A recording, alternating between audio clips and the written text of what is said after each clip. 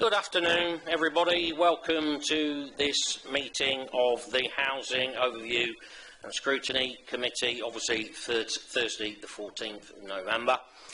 A very polite reminder as ever to turn mobiles off or put them on silent, please. No fire alarm is expected. A reminder that the meeting is being recorded and live streamed and can therefore be looked at later via the public eye webcast on the Council's website. A reminder to members, if anybody wishes to ask a question, please raise their hand. Questions will be taken from committee members first before any non-committee members. Thank you very much. So, moving straight onto the agenda, public speaking. We have 3 members of the public who wish to speak today. In order on my paper, I'm going to start with Karen Oliver, please.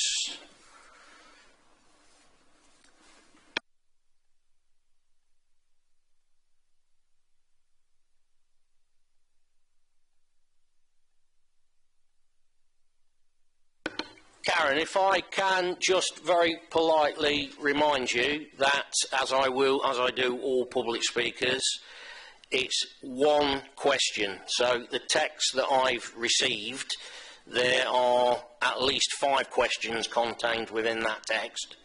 So you need to focus on one of them, and then, of course, you have a follow-up question. Thank you. So my question today is about, in the last meeting, the Cabinet Member for Housing said that homeless people can charge their phones up in McDonald's and Wetherspoons. But when I approached these businesses, this is not correct. It was also stated the number of rough sleeping figures came from the Passage and the Beehive, but this is not correct, as they don't ask the members of the public where their sleeping arrangements. They just feed them. They also do not sign GDPR statements from the members of the public, so they wouldn't be able to give you this information. So where are you getting your data from? As on 3.7, you have a table of rough sleepers between 2017 to 2023. But where is this figure for 2024 to date? Because my figures and data are treble from last year's figures. So where is this data coming from?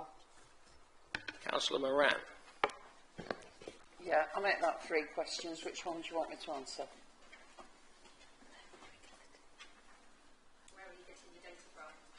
The last one.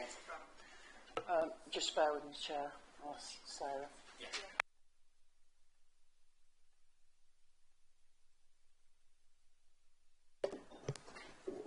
Thank you, Chair. The data that's presented in the report is the annual rough sleep account, which is conducted. It's a national account that all local authorities have to abide by, and it's conducted in the winter of every year. The date that's set for this year is the 21st of November, so as of yet we haven't got the figure for 2024. Okay, Karen, if you would like to ask your supplementary question, please. Again, it's one question.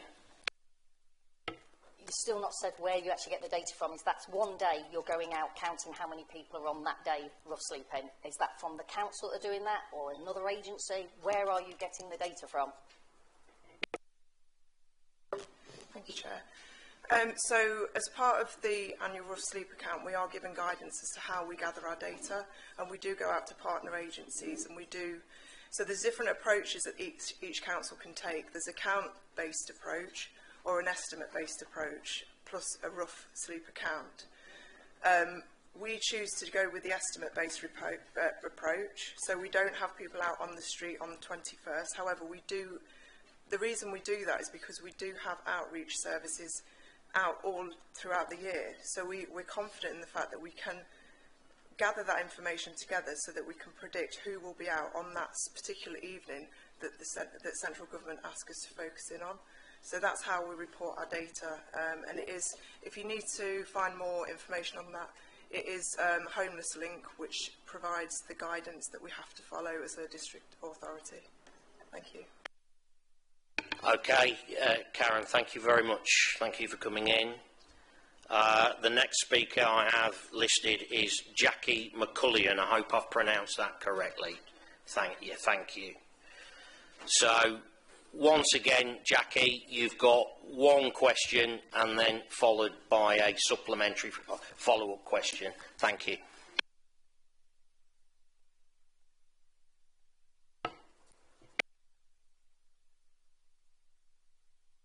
Press the button, yeah, and it should get a red light. So I'd like to ask, how do the council support those who are street homeless but are not meeting priority needs? I'm thinking in particular about individuals who may be experiencing a significant and immediate decline in their personal well-being. For example, it could be a safeguarding issue at home or a possible suicide situation they find themselves on the street. Councillor Moran, are you answering that one? Yeah, thank you. Got you.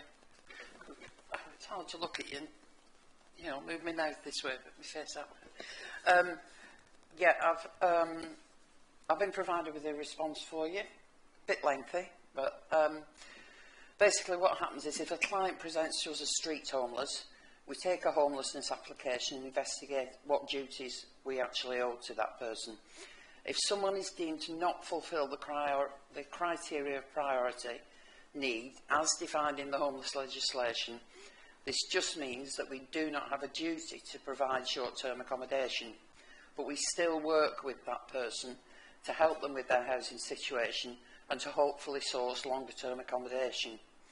We provide advice and support and create a bespoke personal housing plan with the aim of supporting them to source accommodation or to explore short-term options such as lodging with family until a longer-term option is available. We signpost and refer clients to our support agencies such as our Change for Links team because they can provide intensive support such as benefit maximisation and landlord incentive schemes to help people into private rented accommodation. We don't have any hostel accommodation available in South Kesteven, unfortunately, but we do have an organisation called NACRO who provides supported accommodation, and they have 25 units in Grantham, and we hold full nomination rights into that scheme.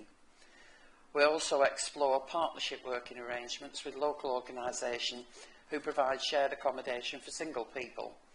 We work closely with our partner Living Concepts, who can often offer their vacancies to us before they go on the open market. Homelessness is an incredibly complex issue, and the fact that there's not enough social housing to meet the ever-growing demand.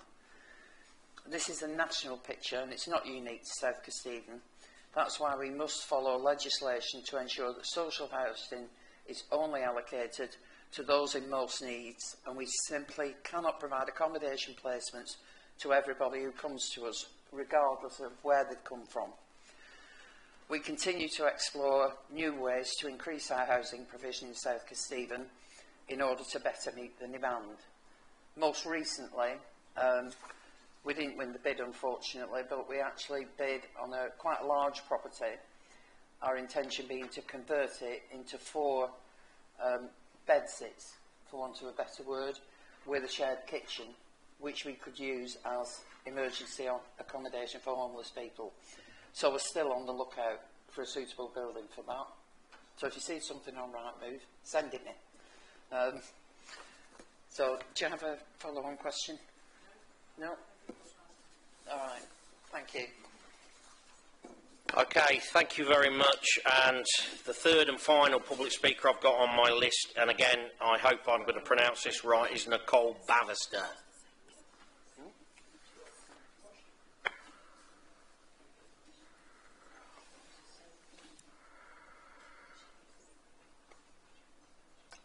Nicole, just to let you know in the nicest way that I have seen your question in advance.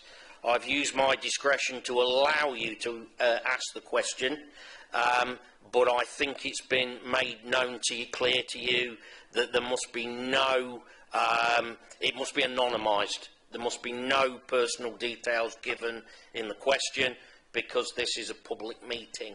So again, really appreciate you sticking to that.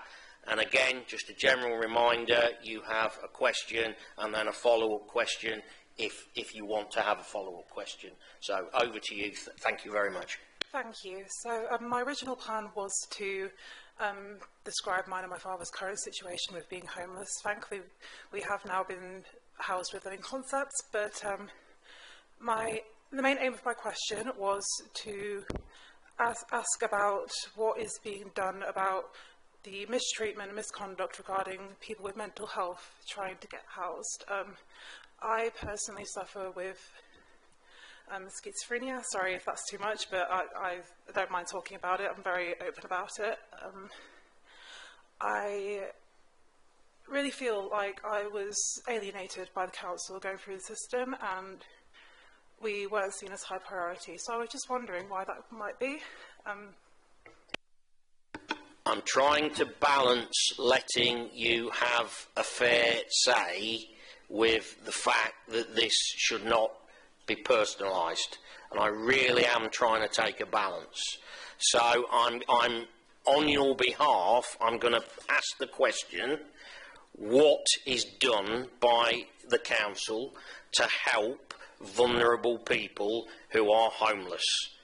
Are you okay with that question? Yes, thank you. Okay, no problem at all. Hi Nicole, thanks for coming along.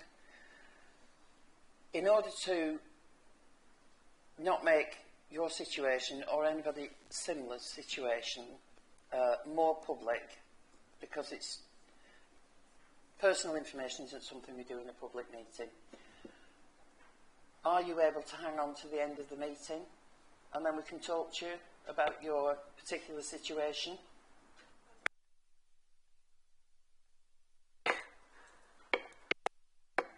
Yeah. Or, Councillor Moran, is Nicole able to make an appointment to see a senior officer and yourself, of course, at a time that is convenient to her? I'm just aware this meeting might go on for about another 3 hours if we're really unlucky.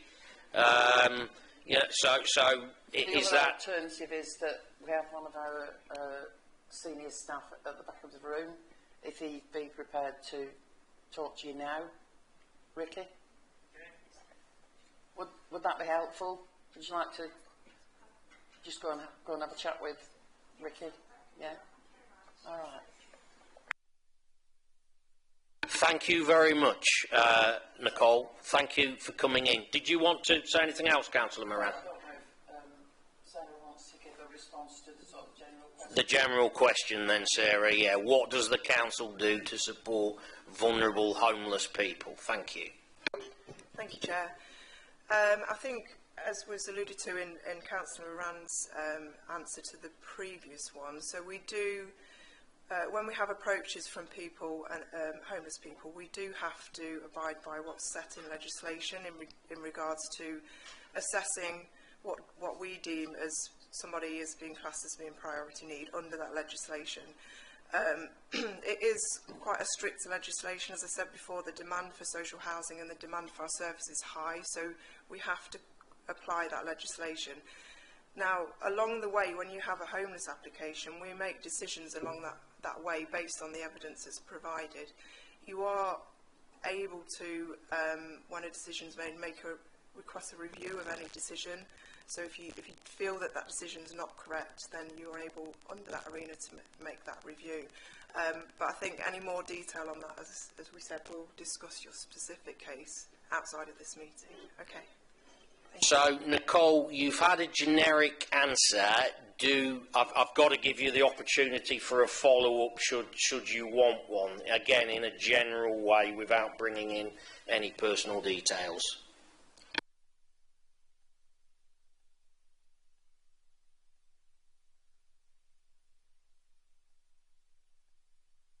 Absolute pleasure, thank you. That's what I'm here for. So, Ricky, our homeless officer, is going to have a chat with you now. Yes, Ricky, is that okay?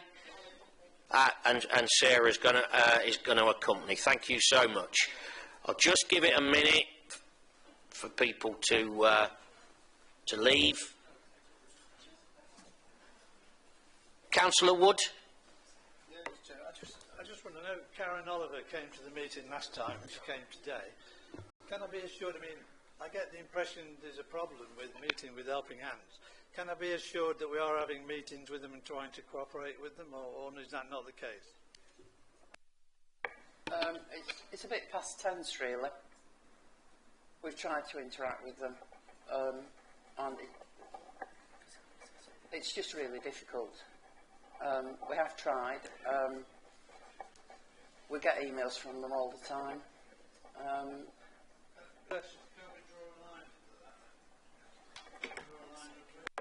Councillor Wood, I am tempted to stop you because this was public speaking.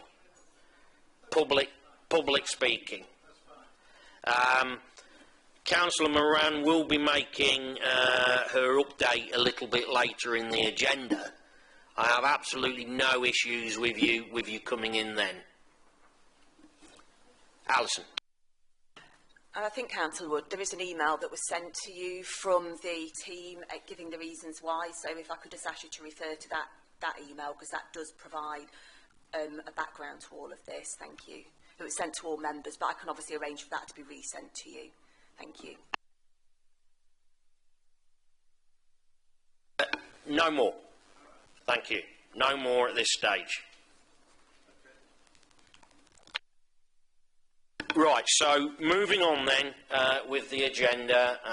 Item 2, apologies for absence, Lucy. Thank you, Chairman. We've had apologies from Councillor Penny Milne, who said she was being substituted by Councillor Peter Stevens, but Councillor Stevens hasn't arrived. Thank you for that. So, moving on with the agenda, disclosure of interest, usual stuff, members. If anybody wants to declare anything at this point, Councillor Wood. I want to refer to the fact the last two meetings, the 6th of June and the 12th of September, I asked for a report on voids. Not now, Councillor Wood. I'd like to not now, Councillor Wood. No, I'm sorry. It's not at the appropriate point, Councillor Wood, in the agenda. We're on disclosure of interest. I'd like to raise a point of order, Mr. Chairman. Rules of procedure, overview and scrutiny committees, paragraph 4.2. Members have the right to have work included on the work items. I've asked specifically on the last two meetings, as you're well aware of, for a report on voids. I have not got that. I think we're in breach of the Constitution. Well, I don't, because I've had clear advice from the monitoring officer that I'm not. Okay. Well, I would like to request now that I have a full report on voids to the next meeting to include the type of voids, the reason for the delays, the reasons we're missing the targets, what's proposed, and an action plan. Could I request that formally under paragraph 4.2? I would also like to say, Mr. Chairman, I don't take very kindly to being not having things put on the agenda when I specifically asked for them, and you specifically said it would be on the work programme. It's never been included on the work programme. I have now no confidence in you as chairman, and I'm leaving the meeting. Goodbye. Yes, Alison. Thank you, Mr. Chairman. If I could just feed back on that, I have asked on 2 different occasions what Councillor Wood would like to see in a void report, and have not received that information. Now we've received that clear direction, I can now produce a report. A comprehensive report came to the committee in March, which detailed the voids process. It detailed the performance at the voids at the time. So the only further update there was an update on the current performance of voids, which forms part of the performance report that's being presented later on in this agenda. Have had, as I say, I've had 2 conversations trying to establish what needed to come in that report, because we're more than happy to produce those reports if we have a clear direction. Thank you, Mr. Chairman. Thank you very much. Yeah, I mean, as far as I'm concerned, I've done everything by the book and had the full support of the monitoring officer over the way that I've handled things. So I will simply leave that one there and let members make their own mind up. So I will try to go back to disclosure of interest before I was very rudely interrupted. General procedure, if any members want to declare a matter of interest, they can do so now or later on in the meeting. That, of course, is totally at their discretion. Anybody want to declare an interest? Okay, thank you very much. So we move on to item 4, which is the minutes of the meeting held on the 19th of September. Have members got any comments in respect of the accuracy of the minutes, please? Councillor Bailey. Thank you, Chair. Just an observation that I picked up on reading back the minutes. On the minutes on page 11, it says around Riverside, members noted the update. However, when I looked at the report again, the report actually says note the findings of the feasibility study and support the proposed enhancements of the etc. etc. So I'm just making the committee aware that there was a bit of a disconnect, I think, between what was asked for to support it versus what was in the minutes. The minutes are accurate, because we didn't have a vote, but I just wanted to highlight it to, I think it was just one of the things that maybe we missed or whatever in the last meeting, but just something that I saw that I wanted to share with the rest of the committee. Thank you, Chair. Thanks for picking up on that. Does any Councillor Moran or Allison, does anybody want to just come in on that, or? I'm more than happy to change the wording of the minutes to noted or to whatever the actual recommendation was. I also had a couple of actions within those minutes. I'm not sure what the appropriate time in the committee is to provide an update. Go ahead, please. Thank you, Mr. Chairman. So I had 2 actions, and I must apologise because one of them I was meant to email out to you, and I only picked that up earlier this week, so I felt it was a little bit late to send out to the committee. So one of the actions I have is to give a verbal update on the Riverside heating works, which I'm pleased to confirm commenced on Monday with the installation of a temporary boiler. I believe that should have been Tuesday, but I think it actually took place yesterday.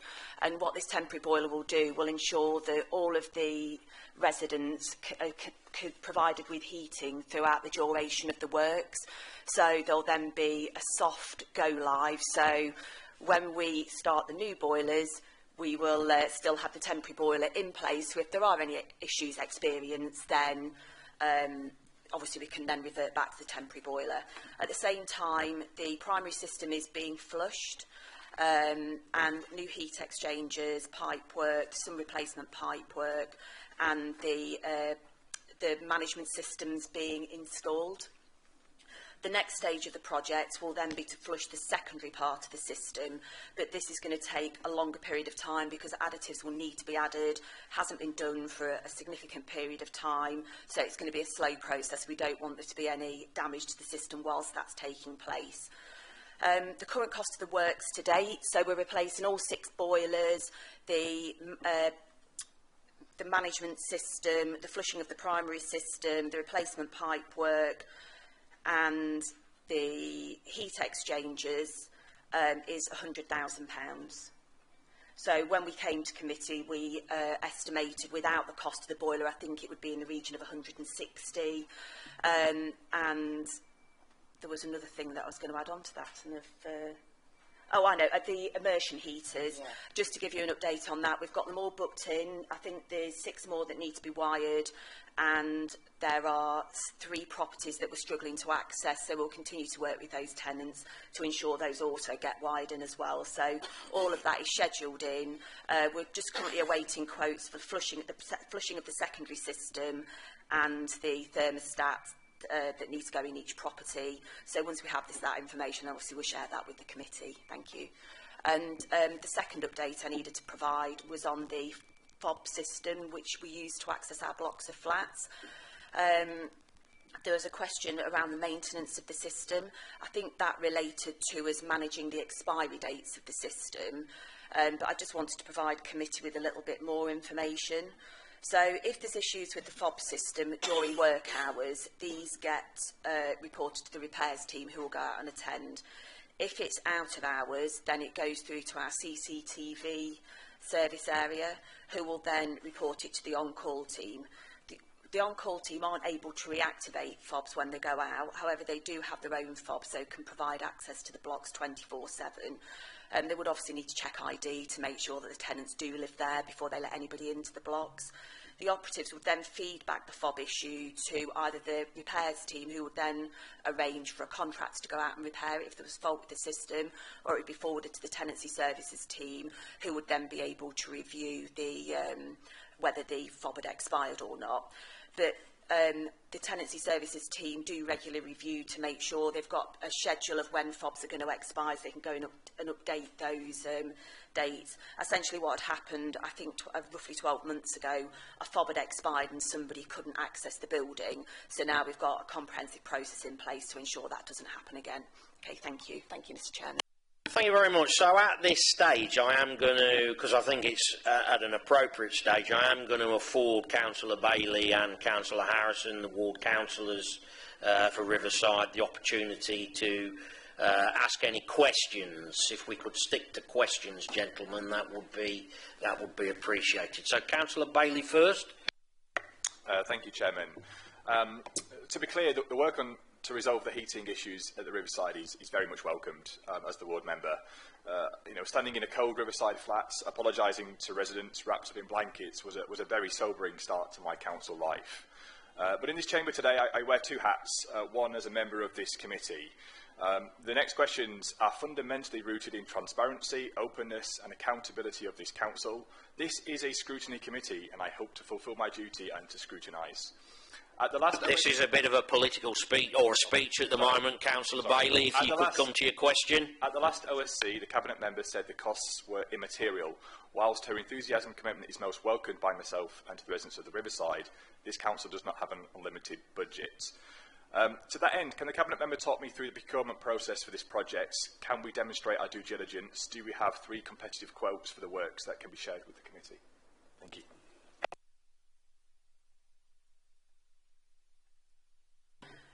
Thank you, Mr. Chairman. To confirm, we already have a procured contract with Aaron, which we're able to use to procure these works. We don't have to use Aaron, but obviously they are our supplier. They've put a lot of time and effort into procuring that contract. We'd have to have a good reason not to use them. It could create reputational damage when trying to go out and procure other contracts, because it's a costly process for them to go through. We do obviously check quotes when they come in. We've got experienced officers who will review it to check them for reasonableness. We wouldn't just accept any quote from a supplier. So that is our compliant route to market. The other thing to say, 3 quotes is only if it's under £50,000. If it's over £50,000, you actually have to go out to formal tender, which can take 3 to 6 months. So whilst we don't have to use Aaron, taking 3 to 6 months would have actually taken us straight past the winter period. So we therefore felt that it was better to use the Aaron contract that we've got in place, which is what we do for all works. When we've procured a contract, we will use that contract to undertake those works. The only thing we have to ensure, and it is something that the procurement officer will monitor on an annual basis, is that we don't breach the value that was awarded to the contractor. I believe with this contract it was £11 million that was awarded.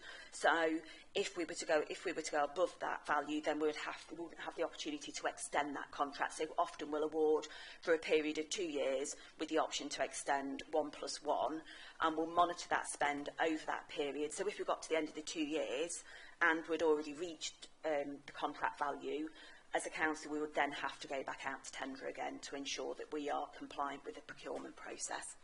Thank you. Does that answer your question? Any follow-up, Councillor Bailey? Yeah, that's clear to me, and I hope you can see where the question was coming from. If we're only asking one vendor for a price, if I'm getting work done on my house, I don't just go to take the first quote that comes in. But I do, appreciate there are a lot of seasoned officers that would have an idea at what the works might have cost. Chairman, I do have another quick question, if that's go for it. About the Riverside. 12 months ago, this administration committed to compensation to residents for the inadequate service we provided. Can the Cabinet member update us on where we are and why this hasn't happened yet? How much would the residents be receiving? And can she reassure me that all residents living at the Riverside at the time will be compensated regardless of where they currently reside? Thank you. Yes, please, Alison. Thank you, Mr. Chairman. As confirmed in an email, but obviously I want to share it more widely with the committee. I'm working with Sarah at the minute to collate that information. It's not a quick piece of work to do because we need to review when people actually their tenancy started and they may have had it. So at what point were they actually living at Riverside? So I can assure you that piece of work is underway. We'll then review the period that they were without heating for, and then we'll calculate a suitable compensation amount. I don't want to announce that in a public meeting because I just need to have everything signed off. But obviously once we have that information, I'm more than happy to share it with the committee. And I think I made a commitment that we'll get it done by the end of the month, or if I didn't, that will be our commitment that we'll get it resolved by the end of this month. Thank you. Just to follow up, why is it taken kind of 12 months to get to this point where we're starting to look at it, just so I can feed back to the residents why it's taken so long? Thank you.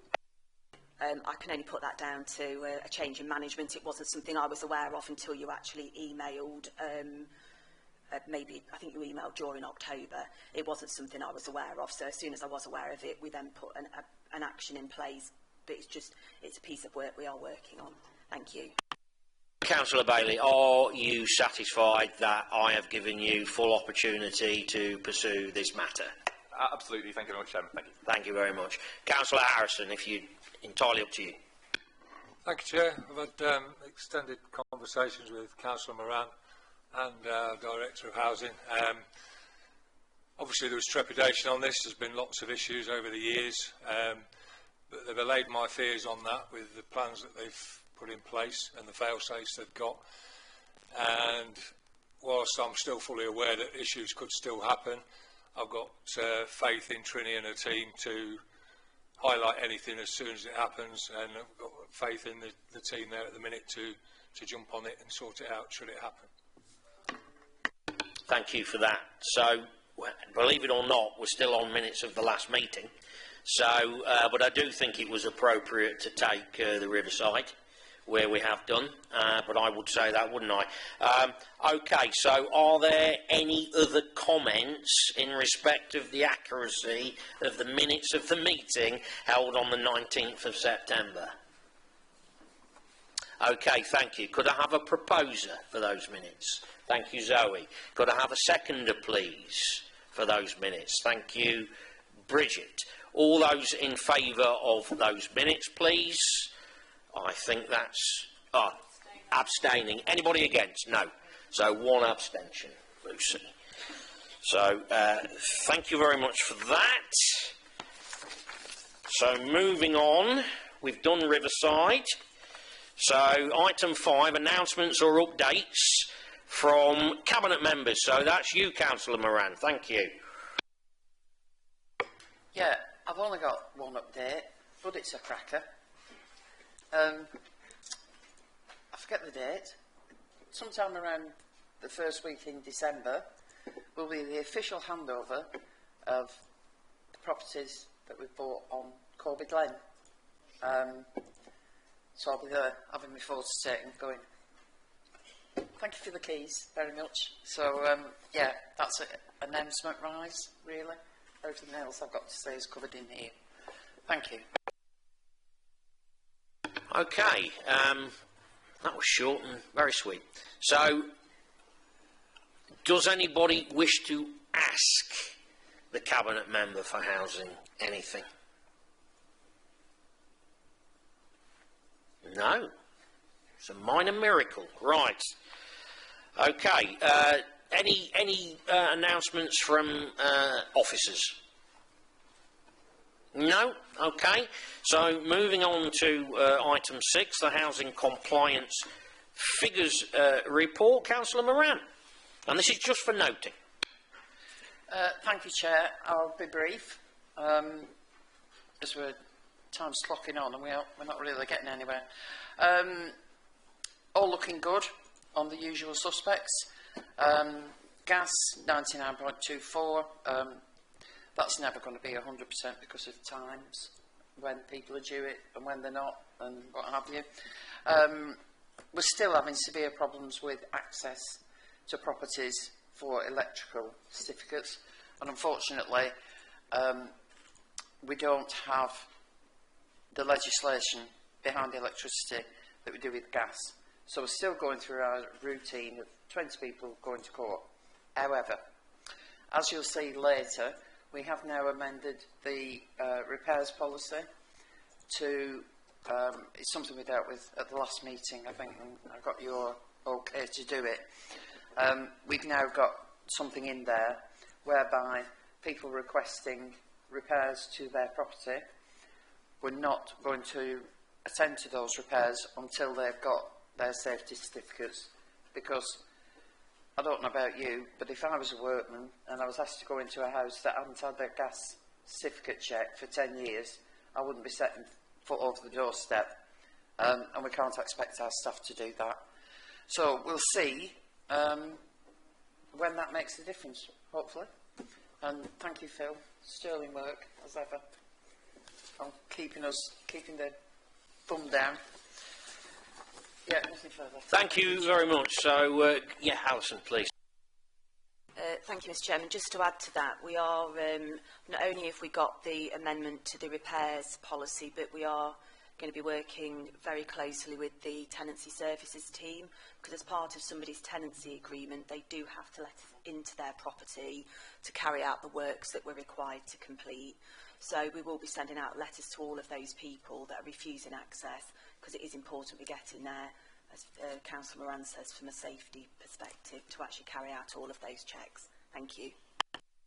Councillor Baker. Hi, thank you, Chair. Yeah, I just wanted to ask about the damp and mould. That's obviously quite high, 57% compliance, and obviously as the winter has come in, we're probably going to get more, so I just wondered what we were doing about that, please. Yeah, the main reason it looks bad at the moment is we haven't been working on it as long. We added damp and mould voluntarily to our list of checks. We were under no compulsion to do that. And then we decided we would recruit a team, which again all took time. And whilst damp and mould was being attended to when we could, we've now got a dedicated team who are full on, and I think they've got through about 50% of it so far, something like that. But we're obviously there's a lot still coming in, but we're getting them out at the bottom a lot more efficiently and quickly. Okay. When's the backlog due to be cleared approximately, please? Thank Alison, if you want to answer that, I don't mind. Thank you, Mr Chairman. So, just to reassure committee, we do have a damp and mould team, the team that work on it, but as a senior management team, we also have a damp and mould meeting once a fortnight where we review where we are with everything. All jobs are booked in with either our repairs team or the contractor, so we'll just keep updating the committee. We are receiving, on average, 15 reports of damp and mould a week. So we go out, that's right, isn't it, Mark? 15, yeah. So we go out and survey the properties. We've then got people that can go and carry out the remedial work within our damp and mould team. It's often waiting for the contractors to have capacity to go out and fit vents. There's going to be new legislation coming in next year which will have really strict timelines that we need to stick to. So what we're trying to do is get a process in place now in preparation for that, for when the new legislation comes in next year. Hence, we're starting to report this to committee now, and it's something that will develop as the months go on, so that you're getting the correct level of information coming through. Thank you.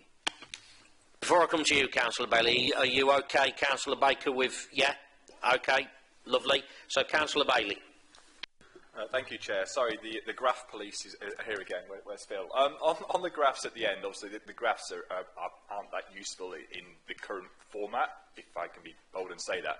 What I'm looking for is kind of, because I'm the one that keeps talking about these graphs, is the performance over the last 12 months, not just the last 2 months, because obviously you want to look at the trend as to how is that trend over the last 6 months or the last year kind of performing. So for next time, because this is an iterative process, could we kind of look at the data across the last 12 months in the graph format, so we can actually see if it's up or down or how that's looking? Thank you. Thank you, Mr Chairman. So in September, we did provide it for the whole 12 months. It was a flat line for most of them, hence is only providing gas and electric. So because we'd provided it for the 12 months and it's shown that increase, positive movement, that's why we've only shown it for the 2 months this time. But if you'd like to see it for the 12 months, then obviously we can, but because we provided it last time, we were then just providing the committee with the update from September's position. Thank you. Councillor Lane. Thank you, Mr. Chairman. On the refusals for non-urgent repairs, can I just understand if we have now implemented that, or if we're waiting for the updated repairs policy to come into force before we can start enforcing that position, please? Thank you, Mr. Chairman. Yes, we're waiting until the new policy comes into force because we haven't actually got anything in any of our policies which says we can refuse to go in and carry out non-urgent repairs if people haven't got the necessary certificates in place. I mean, obviously, depending on what the works were, if the works related to electric and they hadn't got the electrical certificate in place, then we wouldn't be able to undertake them until we'd carried out those checks. But Phil's team is also working closely with repairs, so if we are getting access to a property, then that obviously gives us the opportunity to also access the property at the same time to carry out whatever checks we need to carry out. Thank you. Thank you. Any final comments on that? Councillor Kelly. Could you just clarify for me, because I don't know the answer? When we do works for people that relate to mould and damp, do we provide them with literature that explains to them the sort of things which create the situation where mould and damp is more likely to occur? Because I appreciate, and we all see it in our own homes, that if you're doing things like drying clothes inside, but you've got your windows closed or whatever, because you don't want to let the cold in, you either have to go for the ventilation, and that then brings cold into your house, so your heating bills go up. There's a sort of a fine line and balance, isn't there, between what is happening in your house and are we helping people to understand the things that create the occurrence of the damp and mould? Thank you. Mark, please, yeah.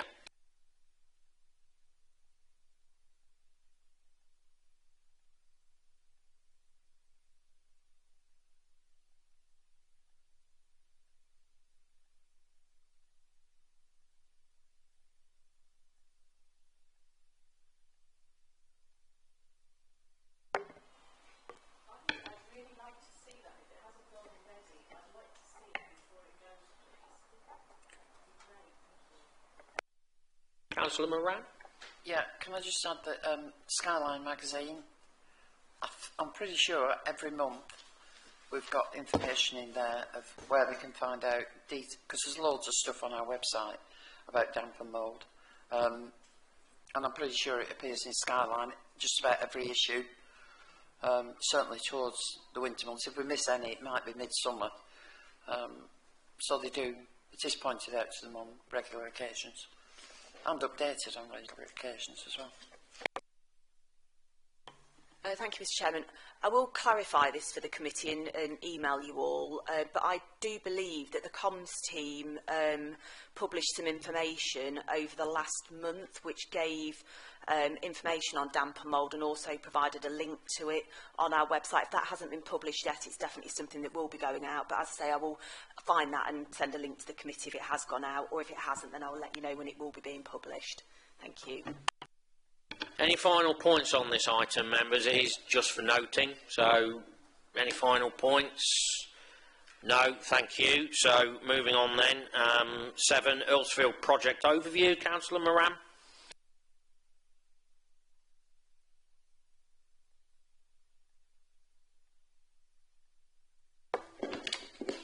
Sorry, yeah, things are moving on.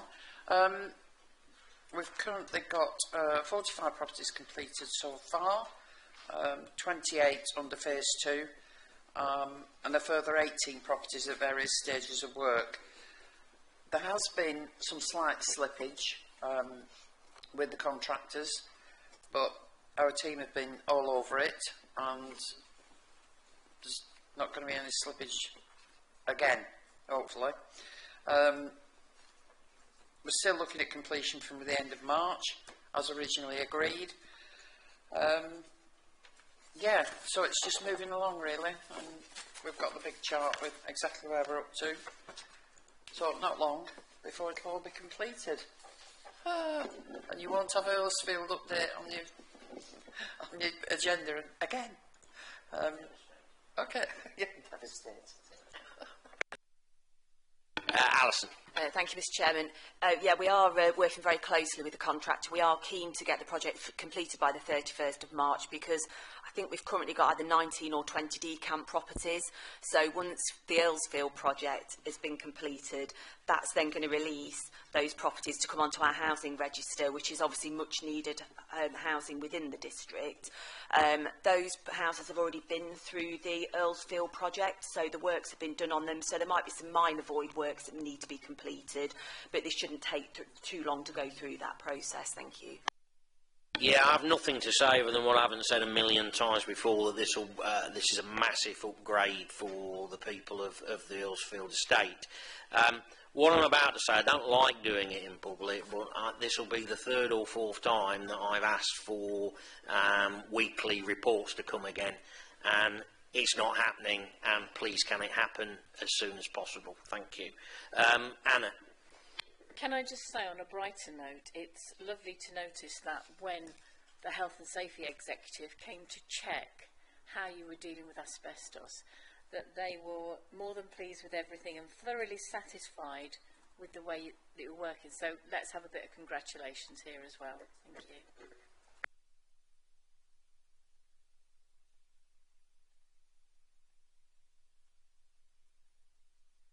Thank you for that, Councillor Kelly. Sorry, I shouldn't call you Anna in public meetings. Save that for private. Okay, that was a joke. Right. Okay, anything else on the Earlsfield project? No. Okay, thank you. So, moving on. Item 8, new build and acquisition update. Councillor Moran. Thank you, Chair. Yeah, the pipeline's all moving along. As I said in my announcement at the beginning, one of our acquisitions that we made some time ago, they're finished, so we'll be collecting those, which will be nice. Swinegate, some photographs there of the walls going up, hurrah. Still on target for completion by next July, and the roofing works are starting end of this month, I think. What else have we got? Wellington Way, planning application is coming this month. I'm not sure when. But as I say, we did loads of consultation on that, so I'm hoping that just sails through. Ghost Rise, this is a former garage site that was demolished several years ago. So we've had some pre-application advice. The designs have been amended slightly, and the planning application is also due in November 24, hopefully at the same meeting, because I don't want to have to attend weekly planning meetings for the rest of the year. Kesteven Road, Stamford. Yeah, we've done some alterations, just checking on feasibility of it. I did reach out to the ward members to have a meeting with them and go through the plans with them, but I didn't get a response from any of them, so they must be delighted with it, because if they weren't, they'd have come back to me. So Bourne Road, Colsterworth, really good meeting there with Councillor Bellamy and Councillor Green. Really liked the development we were doing there, what we were trying to achieve. A couple of good suggestions came out, which we're going to try and do if we can. One of them was we're putting air source heat pumps in, and as a user of an air source heat pump, I wouldn't use it without solar panels. So the suggestion was, can we put solar panels on? So we're looking into that. I don't see why not, unless they're not, I don't think they're going to be cost prohibitive or anything. Sunil? Nod? Shake? Nod. Yes. Sunil's nodding. So, oh, Debbie, I didn't see you there. You remember, didn't you? Yeah, we're looking at adding some more properties on the end of the pipeline. So I may be coming to you, Councillor Kelly. Yes. So we thought we'd give Bourne a go, seeing as you've been off the list. Yeah, so we're doing very well, really. And there's developments that we're being asked to, you know, developments that we're not physically building, that we're being asked to consider looking at their social housing and what we're going to take from them. Some of them are quite large, actually, so we might need to be just being a bit careful, or having some fairly strong negotiation so we can make the money go as far as possible. Please talk to me soon. All right, you're keen, are you? Yeah. Well, any suggestions? The phone's always on answer. Thank you, Chair. Thank you. I think just to add to the future schemes, I mean, one area of uncertainty the council's now got is the right to buy scheme going forward, because we know there's going to be consultation. The discount that people are eligible for has been reduced by the government, so obviously we don't know what impact that will have on future right to buy sales, and that is what finances our new build schemes and the purchase of new properties. So we may just have to start looking at different funding models as we move forwards. But it's being monitored, it is being very closely monitored. We do have a new new build team where myself, Sarah, Debbie, Sunil, Emma Whittaker from planning, and one of the senior accountants from finance all work together as schemes are developing. Thank you. Thank you. So, members got any questions? Yeah, Councillor Bailey. Thank you, Chair. Just two quick things. You mentioned Ghostwise. Just wanted to understand kind of what's planned. Can you share at this point what we are planning on building on that site? I don't know if you can share that as to what it is. And secondly, it's not in my ward. No, I'm just curious because I live in Grantham, but and I'm on this committee. But no, I'm not part of that ward.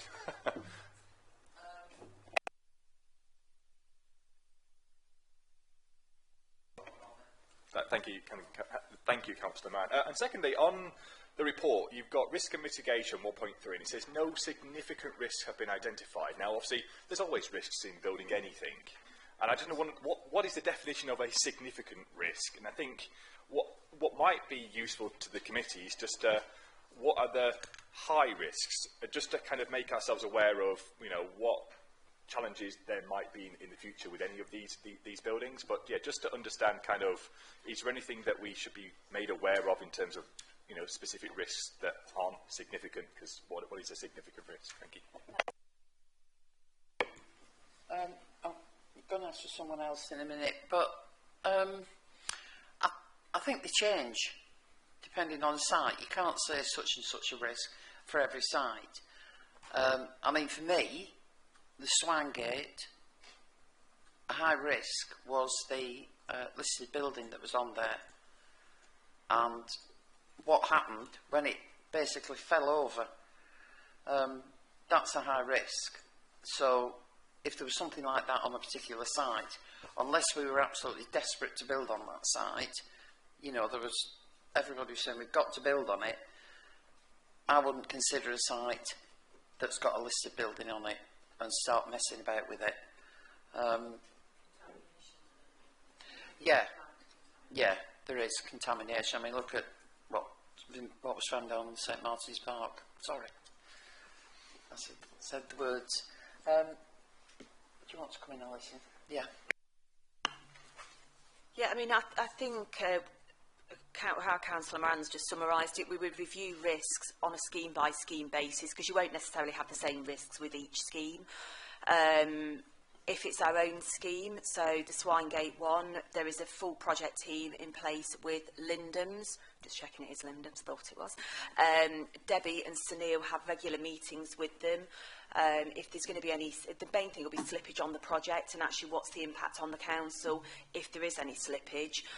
Because we're fixed into contracts, that manages the price risk. We're not borrowing, we're using our own funds. So there aren't really any significant risks we need to consider. I mean, a lot of it will be perhaps financial risk, where your interest rates are going in the market, but that's more if you are borrowing, because if you're borrowing, you want to get the properties rented as soon as possible. And obviously we do want to avoid any slippage because we want to get that rental income into the council. Not only that, we want to be able to house people. So we have a very clear project plan, and if there were any significant slippage on schemes, then obviously we'd report it to the committee. The Corby Glen, I think we were expecting handover in March originally for the first houses, and we now they're being delivered, the first batch is being delivered in December, which is a real positive. I think it's 4 3-bed properties that are coming through, which we'll be able to offer to people on our housing register. Debbie has monthly pipelines, Debbie and Sunil have monthly pipeline meetings with finance, and they review the costs on a monthly basis. So there is very strict budget management that's in place for all of those schemes. Thank you. Thank you. Okay with that, Councillor Bailey? As you know, I'm very keen to make sure that you're always happy with the answers that you receive. It's very important to me. Absolutely. Yeah, so this item is just for noting. So I'll invite any final comments on this item if there are any. Councillor Lane. Thank you, Mr. Chairman. It's just on the Colsterworth development. Would it be fair to assume that that would work in a similar way to Earlsfield? Would we find that we're removing residents, having to rehouse them, and then essentially offering them a new home back in that area? And if that's right, how many residents do we assume will be roughly affected, please? You going for that, Councillor Moran? Yeah. Sorry, it's difficult. If you don't mind the back of my head. Yeah, the Colsterworth development, it's only a very few houses at the moment. I think it's four. And the way the development is you've got a couple of very large gardens here, and then you've got the 4 properties. So what's going to happen is we'll build the first 2 properties here. Then the people that are in the first 2 properties will be offered the new houses if they want them as a straight swap. And if they do, which I'm assuming they do, or they choose to go make a move or whatever, once those properties are emptied, work will start on another 2, these will be demolished, and that's sort of how it'll work along. But it's part of a lot bigger project because there's a lot of timber framed houses on there. Yeah, so it's just, yeah, it's nothing on the magnitude of Earlsfield. I don't think we could cope with another Earlsfield straight after we've just finished one. Yeah. Sorry, is that all right? Yeah. Final comments on this item? Let's move on. Yes, wonderful. So item 9, the corporate plan, the KPIs, key performance indicators. Just a point of information, this is where I absolutely assured the departed Councillor Wood that he would have as long as he wanted to interrogate the figures in this report. As far as I'm concerned, this is the report on voids. It's a matter of semantics. Anyway, in Councillor Knowles' absence, Councillor Moran, I take it it's you. It's Charles. Yeah, thank you, Charles. Thank you very much. Thank you, Chairman. This report outlines the Council's performance against the Corporate Plan 2024-27 Key Performance Indicators for Quarter 2, 2024-2025. Only actions within the remit of this committee are presented here. Performance against 9 actions are presented for Q2 2024-25. 6 actions are rated green overall. These are actions which are on or above target. 3 actions are rated amber overall. These are actions which are currently below target. 0 actions are rated red. These are actions which are currently significantly below the target.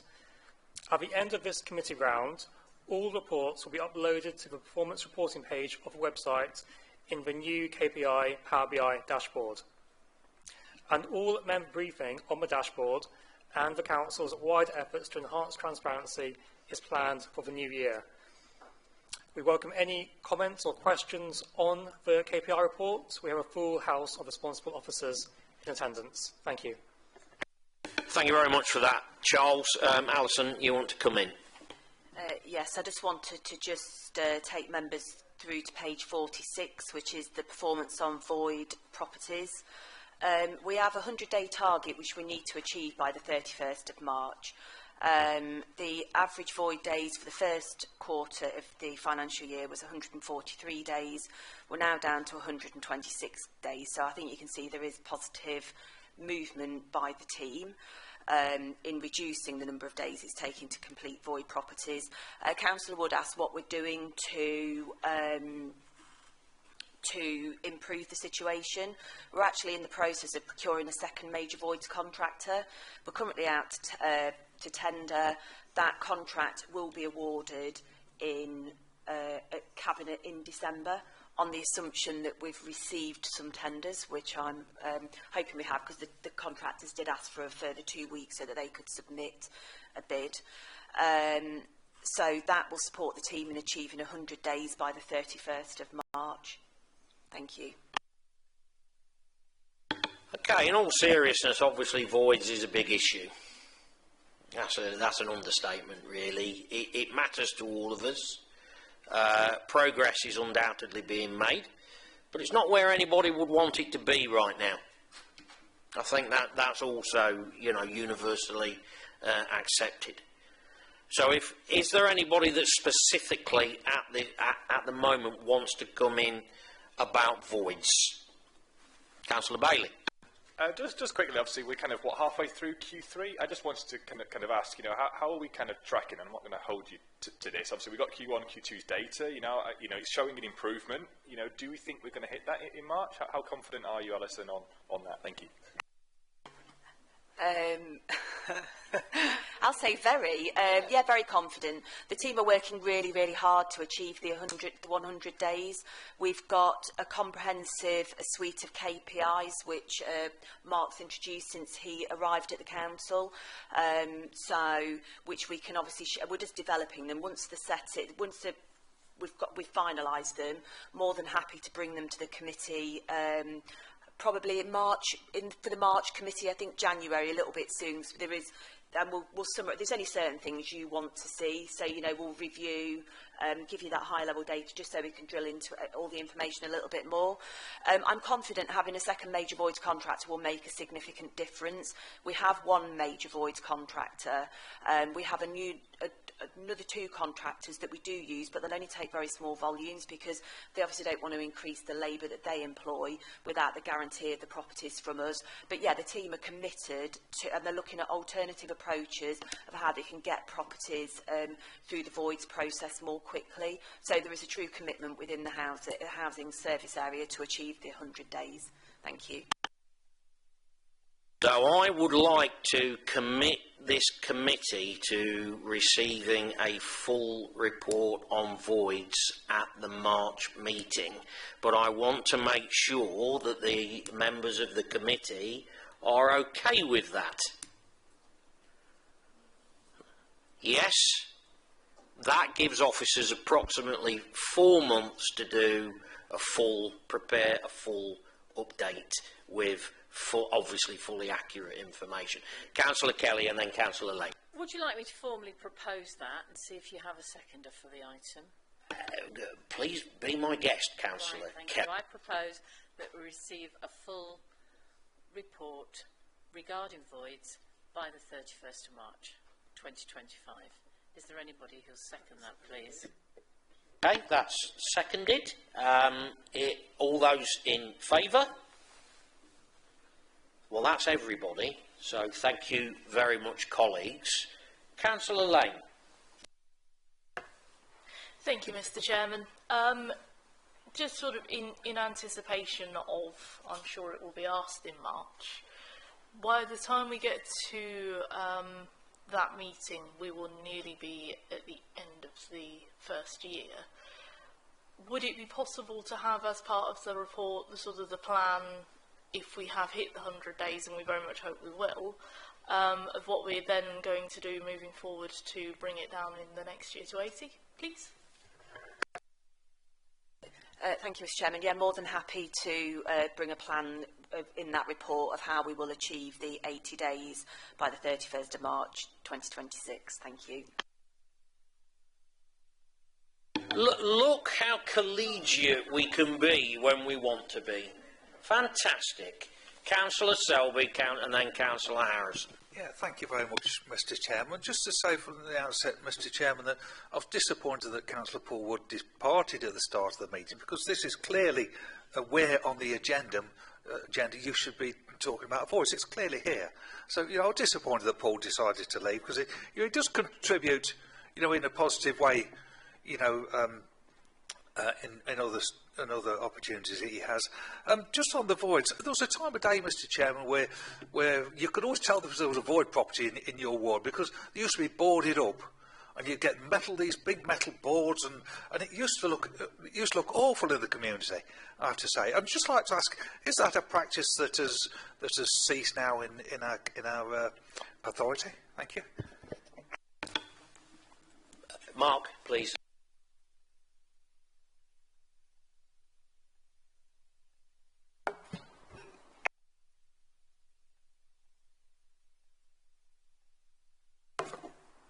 Stayed on. The light had been going off. Yeah, to my knowledge, it's only the high-risk properties that are boarded up, or extra securities added. Otherwise, no, they're not. Yes. Others are actually boarded up at the moment.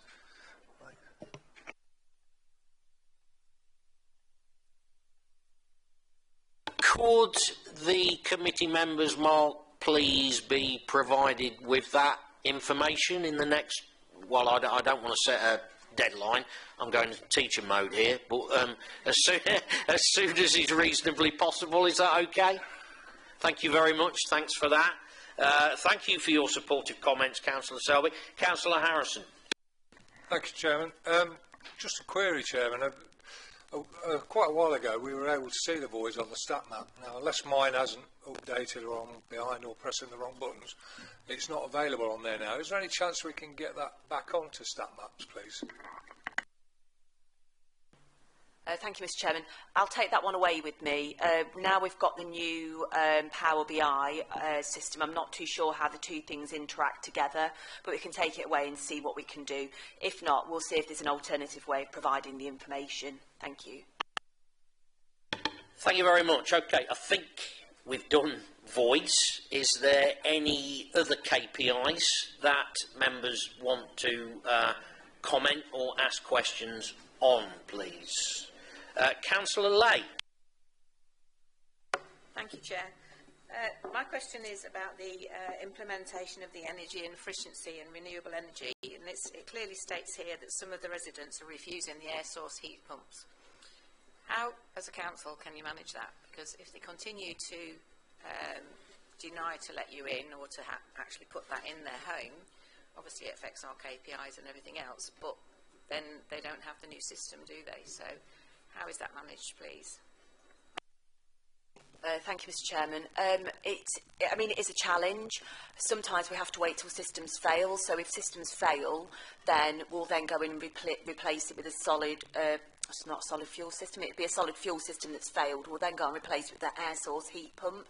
As part of Wave 3 of the Social Housing Decarbonisation Fund, we are going to be recruiting a tenancy liaison officer.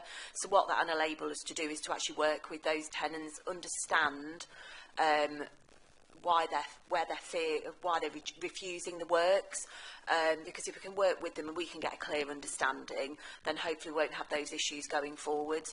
But what we're doing to manage the scheme is that we've put a change request through to the government body to move the funding away from air source heat pumps towards solar panels and external wall insulation, so we can still maximise the grant funding that's been allocated to us. Thank you. Thank you. Anything else to finish this item off? Okay, thank you.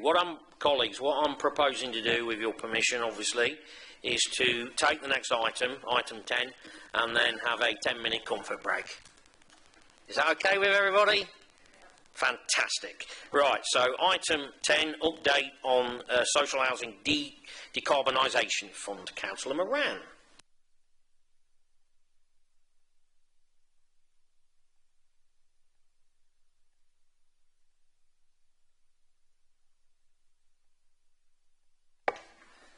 I nominate the Director of Housing. You can indeed.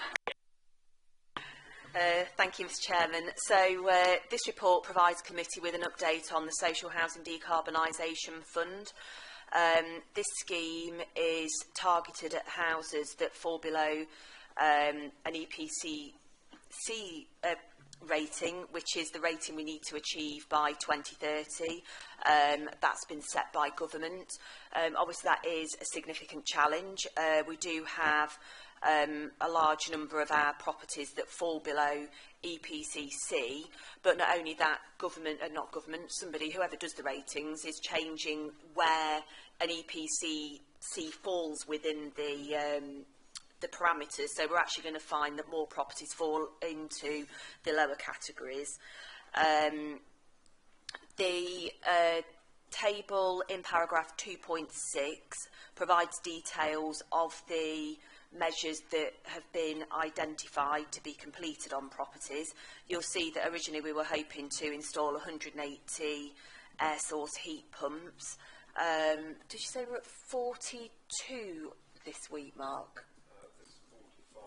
So 45 are at practical completion to date under phase 2. We're doing a whole scheme EWI, so external wall insulation, on Turner Crescent, which is underway. So external wall insulation is put onto properties that don't have a cavity wall. We've got a further 32 properties, I think 32 properties identified under the change request that we want to put the EWI onto, and we'll also be installing further solar panels onto properties. The biggest, another update for the committee is that we are currently in the process of applying for Wave 3 funding. We need to submit a bid by the 25th of November, so we're submitting a bid that's going to have a value of between 10 to 12 million pounds. Government will provide 50% of that funding, and then we'll provide the other 50% of the funding. So once we have further information, we'll obviously bring that to the committee to provide you with a further update. I think we're scheduled to get the, well, be informed whether we've been successful with the funding in January, but that does generally slip. So again, what I propose is to bring a Wave 3 and Wave 2 update report to the committee in March. Thank you. Everybody okay with that? Update in March. Anybody like to make a comment on this? No. Okay. So I beg your pardon, Councillor Kelly. Would this be an ideal opportunity to bring in a matter that you and I were discussing earlier today?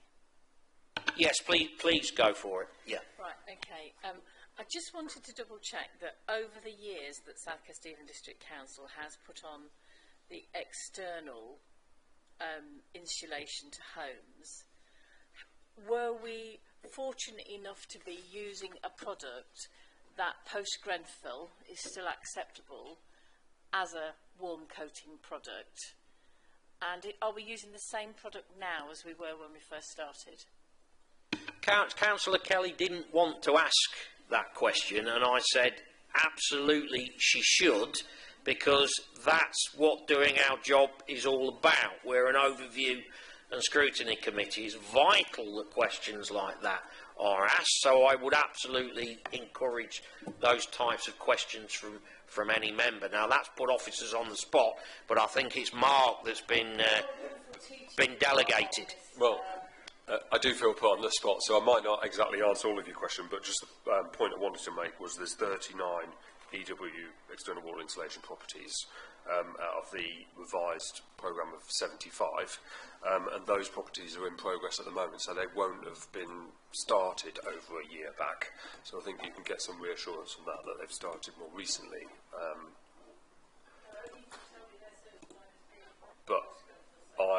rather speak to the team and come back to you on that rather than say, but yeah, they must.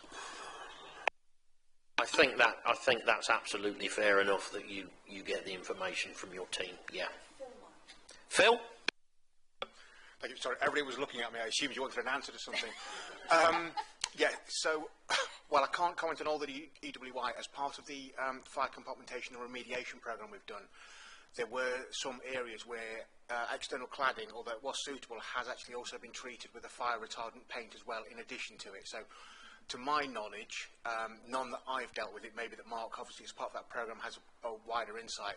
But I'd be able to give you the locations if you wanted them, but there were several sites where some external cladding, wood panelling, etc., has actually been painted, but it was all certified and fire rated, so this was an additional step. There was nothing I'm aware of that would have been a fire risk in terms of the relation to Grenfell and the report and the issue they had with their cladding.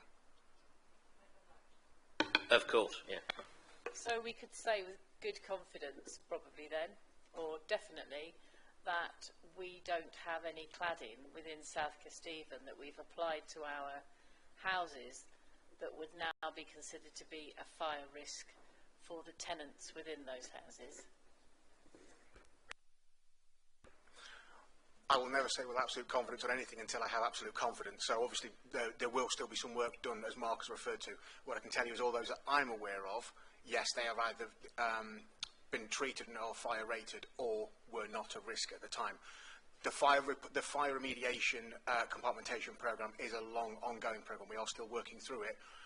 At the minute, none of the fire risk assessments we've had back have highlighted any cladding as a risk, and that's on the 147 sites so far.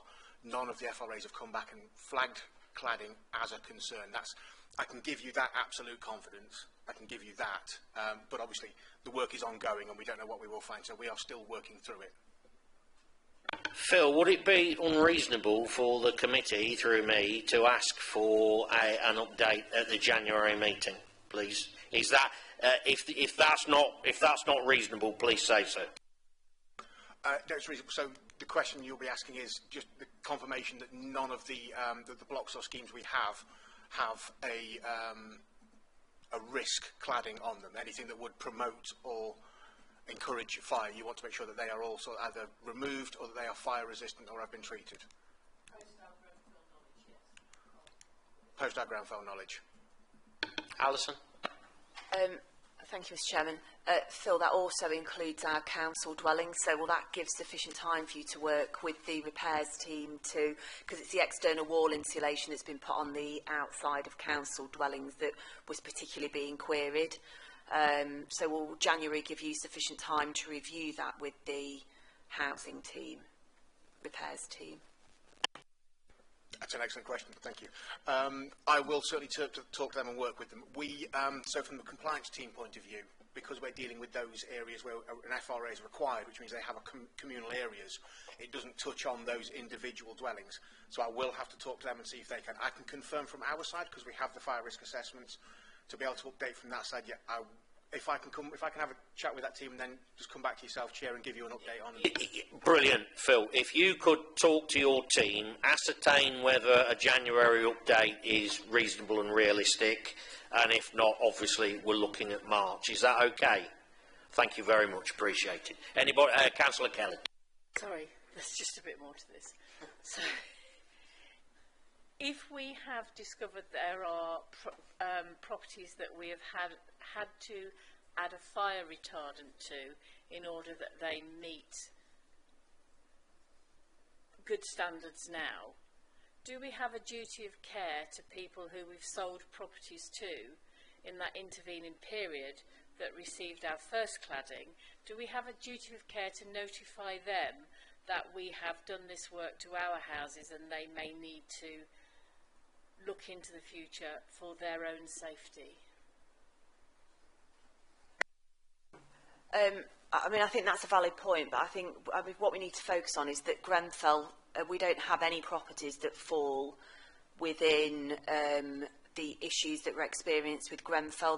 There are things the council will need to do, but a lot of it focuses on buildings that are above a certain height. So whilst we have to make sure we've got all the fire compartmentation works in blocks of flats, yeah, I think we just need to take that away and just establish. I can't imagine we've got significant numbers. So yeah, I think we do. I think we should, if we've had to put fire retardant on properties, then I think we should be informing those owner-occupiers, that advising them that it's up to them whether they want to undertake those works. But yes, I think we should, yeah, I think we should take that away as a piece of work. Thank you. Yeah, thank you. Just to clarify on the fire retardant and the painting, the reason we did that was an additional step. I didn't have access to every piece of information about the material that had been used. It was prior to my takeover. So while we had reasonable assurance that it was to a standard, I didn't have every piece of paper that would be able to allow me to say to you 100%, yes, it is, which is why we took the additional step to then apply that fire retardant painting, and that is on, that was on blocks. It wasn't on any individual dwellings. And Alison's right. So in terms of a lot of what the Grenfell report is looking at, we are looking at what they currently class as higher risk, which is 11 to 18 and 18 plus. Now, I am aware from the phase 2 of the report that they are looking at the definition of using height to identify it as high risk. They have said that, in their opinion, is potentially arbitrary. So that may be a definition that is changing, which is why, with the fire compartmentation programme we are doing, we are actually going going beyond what would currently be required, because there is the potential that that will change in the future. And I would rather that we are working to get ahead of it rather than being on the back foot. Okay, Councillor Kelly. No, it's a very, very important question that was obviously going to be raised in any other business, so thank you for that, genuinely. Right, I think we've covered that item. Yes? All right, let's have a break until 22 then, please. Thank you.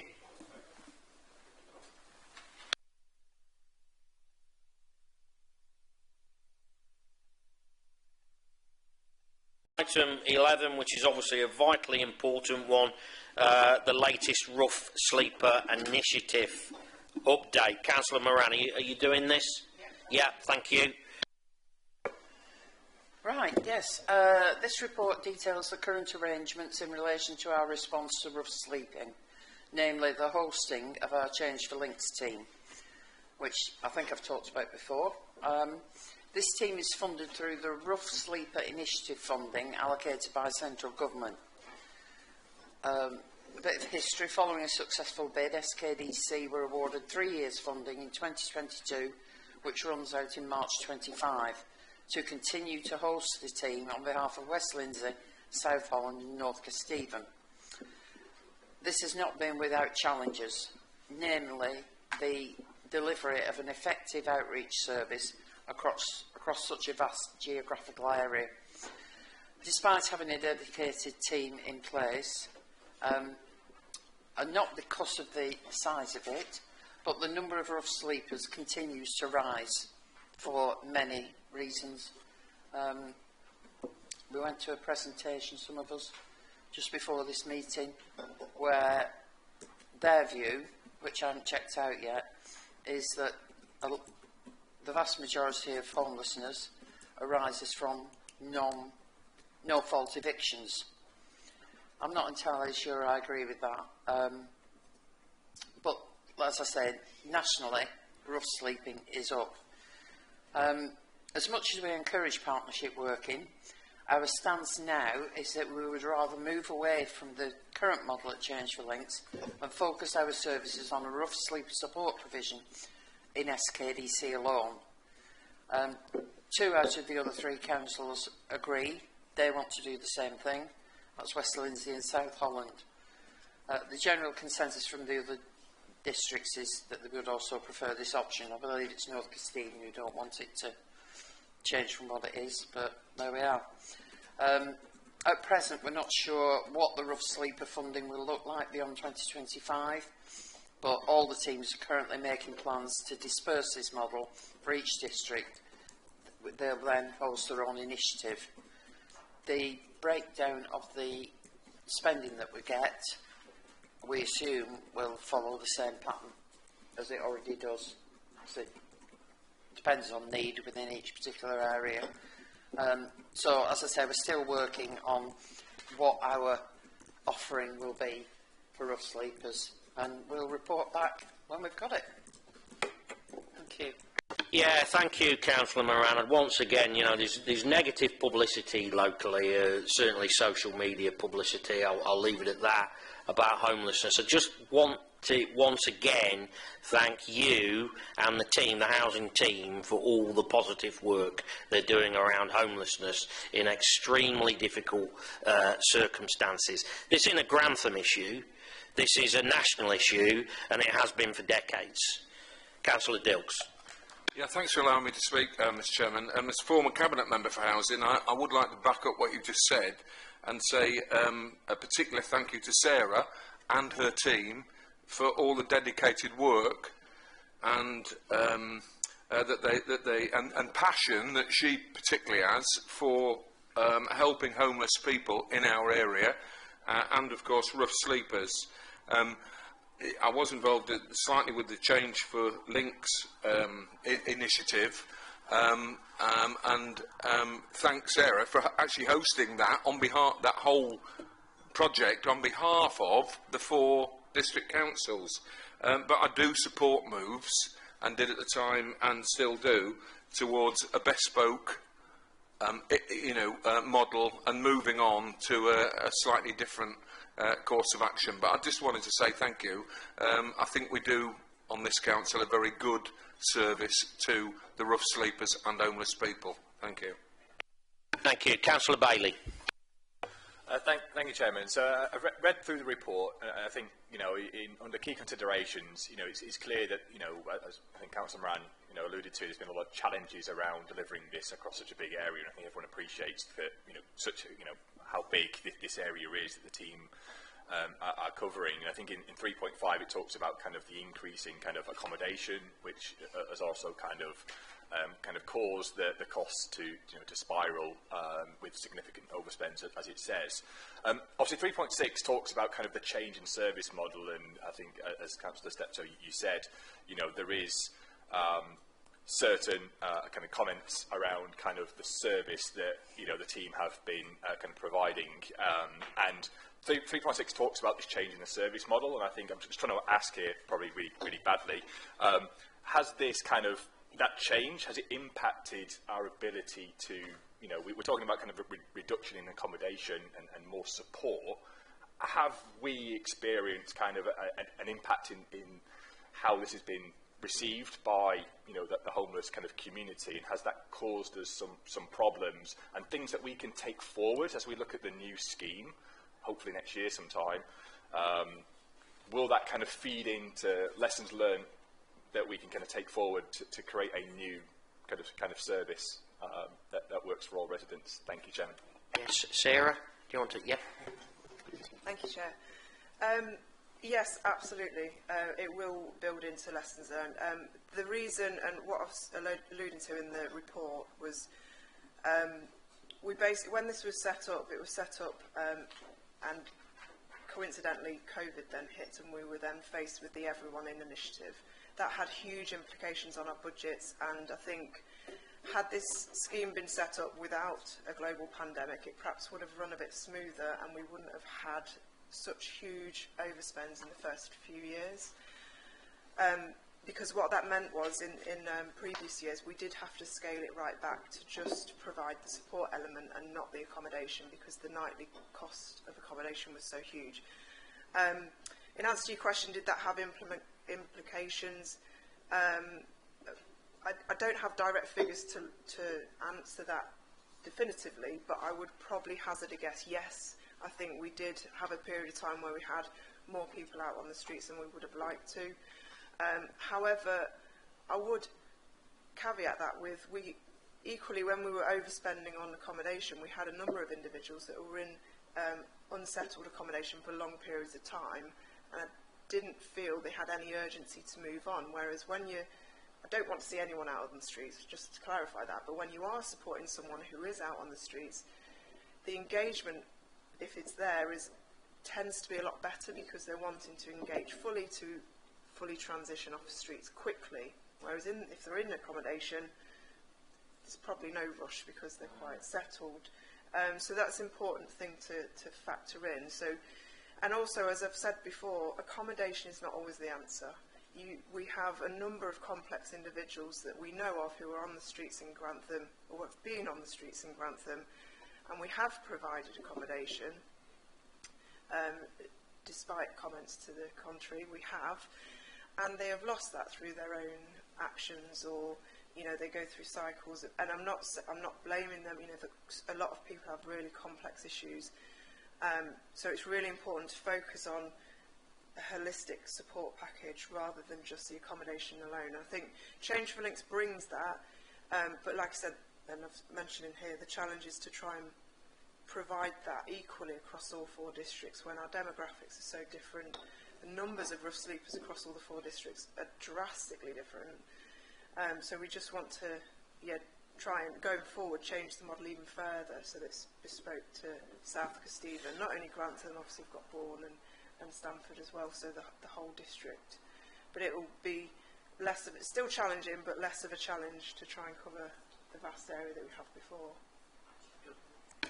Just before I let you in, Alison, just a question from me, if I may, Sarah. So the direction of travel regarding collaborative working is pretty clear, as in it's soon, probably soon going to end. Without trying to tie it down to any specific date, when do you think roughly we'll know the final arrangements? Cheers, thank you. I can't give you any specific dates. It's really linked to when central government announce what their plans are for the next Rough Sleeper Initiative funding. From past experience, they'll announce it, and then obviously we're given the opportunity to bid. There have been other instances in the past where, bear in mind we are in November, and we're talking about March, it's not that far away. Sometimes if they don't have a chance to decide what's going to happen next, they might extend what's the existing funding that's in place. So it might be that they decide to do that, the funding's issued to us, and then, as in South Kesteven, and then between the 4 districts we look at divvying out that funding. So that's an option we're looking at as well. So I'm sorry I'm not able to give you a direct date, but it really is dependent on what central government announce in terms of the funding and what their priorities are. Is there any purely best guess on when central government is going to make an announcement? Yeah, please come in, Alison. Thank you. Thank you, Mr. Chairman. Indications are that we should know by the end of this month, which I'm sure Richard is keeping his fingers crossed for, because normally we get it on around the 20th of December, and then there'd be me and Richard trying to pull a budget report together once we know what the funding is. I think early indications from government are that a lot of funding will just roll over into the next financial year. They have obviously said where they are increasing funding, so they have said that they're investing more in homelessness, so we might see additional funding come in our homelessness budget. But when we're having to bid for funding, I'd be surprised if we were asked to bid for funding now. It feels a little bit late in the process to then have an answer by April. There is going to be a comprehensive spending review next year, and I know they're very keen to... I've been to a conference this morning, and one of the speakers was saying they're very keen to move away from the bidding for funding process and actually allocate it to reduce some of the administration in the process. So it'll be interesting to see what actually comes through the comprehensive spending review. The only thing I did want to add, just to support Sarah with people with having complex needs and housing not always being the solution, when we went to the housing conference earlier this year, Ricky from the homelessness team and myself actually attended one of the presentations, and it was being given by 2 former homeless people who were also drug addicts, and they said, they'd been through the process numerous occasions being given accommodation at various points, but they were never successful until they actually got that joined up support from all of the key agencies. And I think it's actually how, as an organisation, we do have those meetings with people, but actually how can we, is there anything more that we can do and they can do to ensure that those people with complex needs are getting all of the support that they need? Because unfortunately, unless they do, it's unlikely that we're going to be able to remove them from the streets and get them into accommodation for the long term. And these people were very supportive of that. They said without that joined-up approach, the likelihood is they would not be around today, but also that they had to be prepared to accept that help.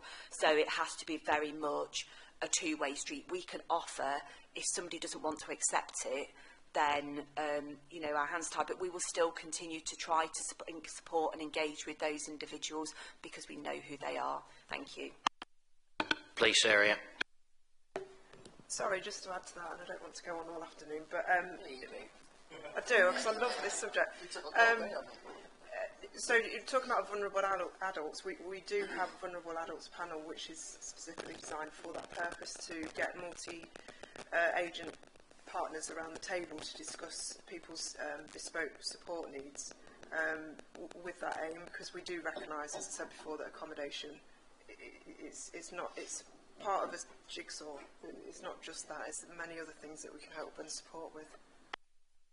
Yeah, I personally just very quickly think that the willingness or lack of willingness to engage is a vital point. And also on comprehensive spending review, what I'm picking up is that it will be in March, and hopefully it will be a 3-year settlement, so that finally government departments and local government get some kind of stability. So I certainly hope that that's the case. Okay, do any other members want to speak? Yes, Councillor Rahman. Just like to know, how many rough sleepers in total in our district? In total, how many rough sleepers? What, at this minute? How many we've got now, rough sleepers? In the UK, Councillor? Right. Okay, yeah, in SK. Yeah, sorry, just clarifying. I'll have to come back on that to confirm the exact figure. So just to give a bit of context to that, we do a monthly return to Delta. That's due tomorrow, actually, so I'm hoping that's been done. So I'll find out what the figure is for that. But in addition to that, we do an annual rough sleep account, which is what I've presented. And apologies, it's not clear. I should have put that this is an annual count. And as I mentioned earlier to the public speaker, that this is something that all district councils are expected to do each year. There is question marks around whether this will continue as a model, because we do also report our monthly figures. But this annual count shows, you know, clear figures throughout the last few years, and obviously, as you can see, it has gone up. We're yet to do this year's annual count. That's set for next Thursday, actually, a week today. So I'm hoping at that time, well, I'm not hoping, it will happen. We'll have a figure that I can provide to yourself and the committee at that point. Councillor Lane. Thank you, Mr. Chairman. Just to understand on the annual count with the rough sleepers, you mentioned earlier that there are 2 different ways of doing it. Do all of the councils that are involved in the Change for Links initiative do it in the same way? Please. No. Out of the 4 of us, 3 of us do an estimate approach, which is, so historically South Kesteven have done an estimate-based approach with a spotlight count. There was one year that we did that and we found 2. I thought there was more, actually, and I think that although we're not physically boots on the ground out on that evening, taking an estimate-based approach, and that involves consulting with partners and having a meeting beforehand and afterwards to collate sort of intel to establish who is out. I found that was a more effective approach than actually having someone out on the ground on that night, because we do, obviously as part of Change for Links, we do run an outreach service that's out all year round.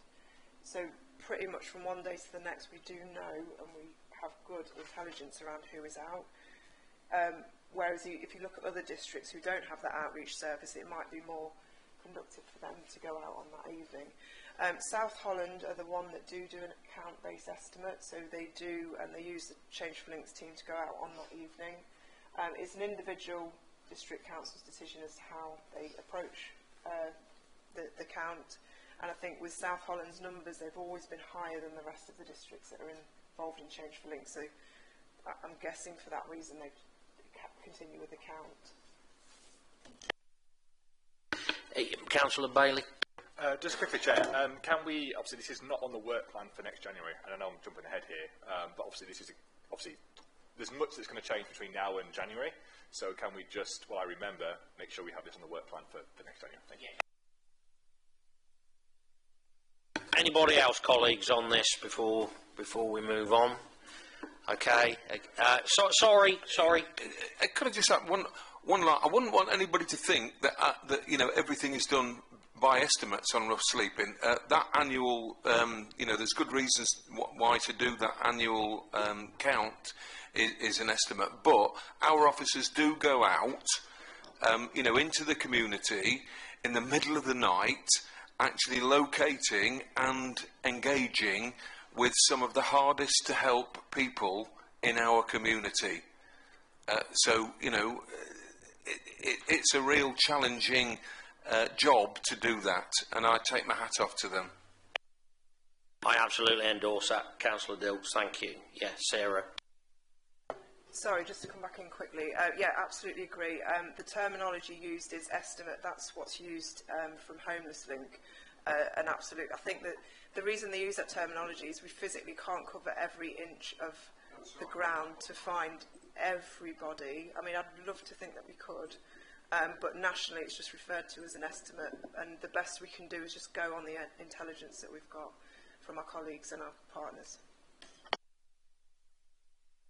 Thank you very much. Yes, I'd also just like to give my thanks to the team for helping some lads that I was involved in a little while back, and it's certainly helped to move things forward there.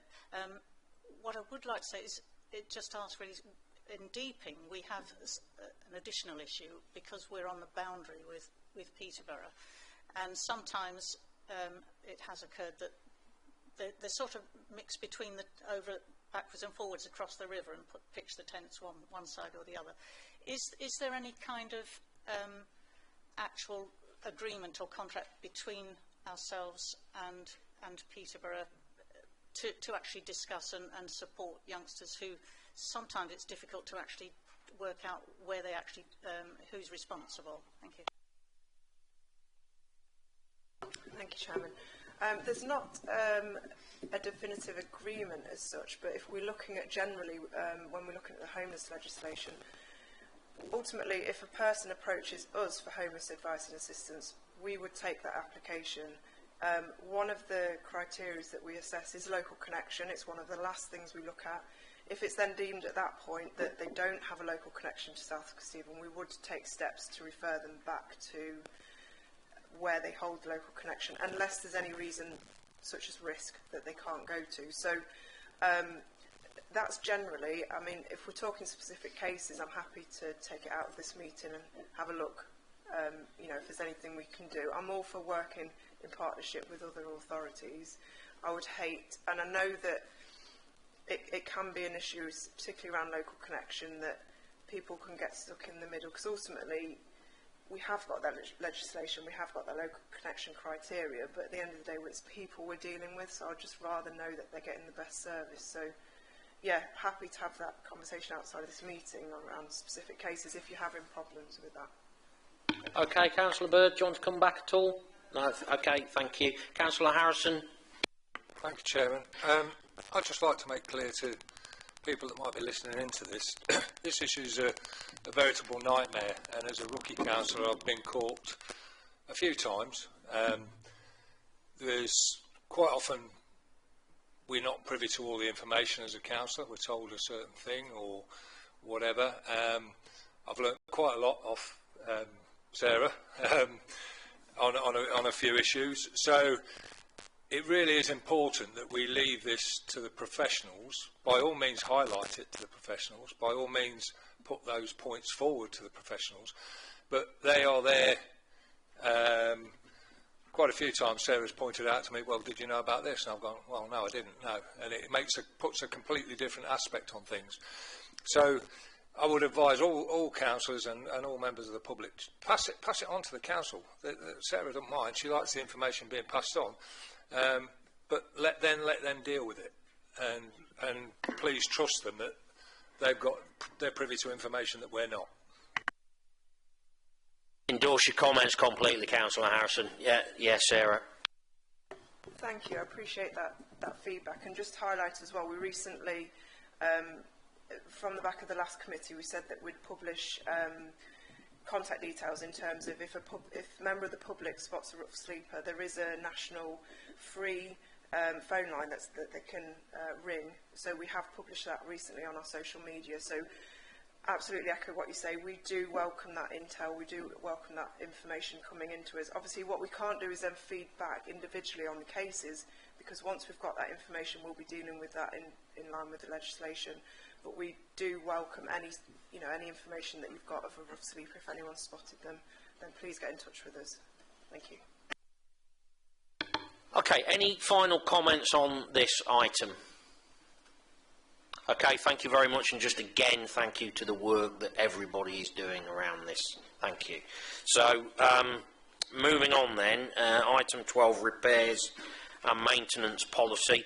We will need to vote for a vote on this.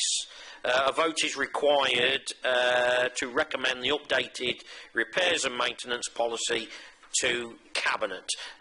You have on the intranet, or whatever it's called, very recently, I think in the last 24, 48 hours, a full copy of the latest policy did appear. Or certainly I only saw it in the last sort of 24, 48 hours. So obviously before we vote on it, would anybody like to comment or ask any questions? Of course you can. It's getting late in the day. Councillor Moran, I do apologise. How could I ever forget you? Yes, please. Right, thank you, Chair. I'll be brief, as it wasn't expecting me to say anything. It's not a drastic makeover of the repairs and maintenance policy. What we've concentrated on is streamlining it to make it more customer friendly, on the grounds that, as everybody knows, the less there is to read it, the more chance there is somebody will actually read it. Two or three things I wanted to point out. 6.4 is what I referred to earlier, where if a customer is refusing to grant the council access to carry out essential gas, heating, electrical and stock condition surveys, then the council will refuse to undertake any non-emergency reactive repairs until they've had those reports done. So that's that bit. Appendix A gives a fairly easy to read guide, which I think covers everything you can possibly think of that might go wrong in your house. But it's clear to read who the onus is on for repairs to that particular item. And then at Appendix B, this is a new bit as well, which is we've given a number of days to get repairs done in. So this is for the benefit, this is so that residents can see if their electric goes off, it'll be 24 hours. If your toilet's not flushing, and that's the only toilet you've got, that's another one that's 24 hours. However, if you've got a heating pipe that's got a drip, or your tank or your cistern's drip, that's going to be a week, because it's not the end of the world, is it? If you've got a drip, dripping tap or whatever. And then the last bit isn't anything to do with the repairs policy, it's the next item on the agenda. So if anybody's got any queries or comments. Councillor Bailey? Thank you. Just something you said there, Councillor Moran, around 24 hours. Is 24 hours the same as one day? And I don't mean that in the literal sense, of course it is.